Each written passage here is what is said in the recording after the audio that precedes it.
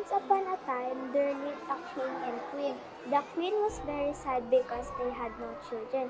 Welcome po sa maliit ngunit napakahalagang library ng Goldenville Elementary School.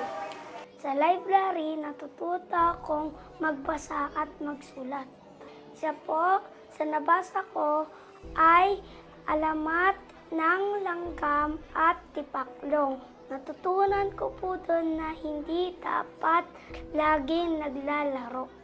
Dapat kailangan din natin magbasa at tumulong sa bahay. Ito ang patunay na ang silid na ito ay dating restroom. Dito naman po ang iba pang reference materials at board games. Ngayon po, minsan nga po yung pag-aaral ng mga anak naapektuhan dahil po minsan ni pambaon, ni wala po ni mga gamit. Kaya maraming salamat po sa mga taong gaya nyo na nakakatulong po dito sa mga estudyante. Kaya po, ang pagpapatayo ng bagong library sa aming paaralan ay napakahalaga.